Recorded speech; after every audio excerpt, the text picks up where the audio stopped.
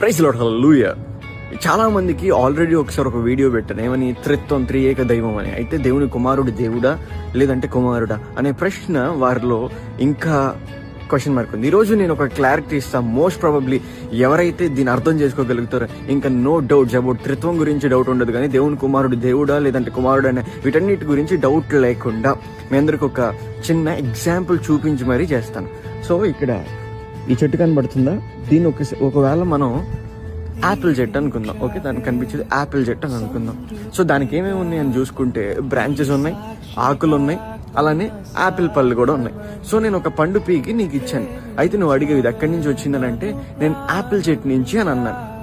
Okay, ఏమన్నాను? Apple చెట్టు నుంచి అని అన్నాను. సో ఇప్పుడు యాపిల్ చెట్టు is a combination of leaves, branches and then fruits.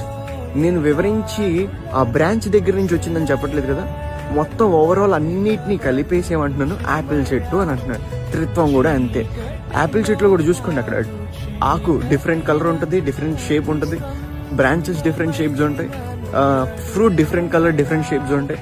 But all together ఏమంటున్నాం, యాపిల్ చెట్టు అని అంటున్నాం కదా, యాపిల్ చెట్టు అంటున్నాం. ఎందుకు? డిఫరెంట్ షేప్స్ ఉన్న అన్నిటినీ కలిపేస్తాం కాబట్టి. త్రిత్వం కూడా సింపుల్ అదే. తండ్రి, కుమార, పరిశుద్ధాత్ముడు కూడా డిఫరెంట్ టైమ్స్ లో డిఫరెంట్ ఫార్మ్స్ లో వచ్చినప్పటికీ కూడా మొత్తం కలిపి దేవుడు అని అంటారు. అందుకని త్రియేక దైవం అని అంటారు. అర్థమైందని భావిస్తా ఉన్నాను. ఆమేన్.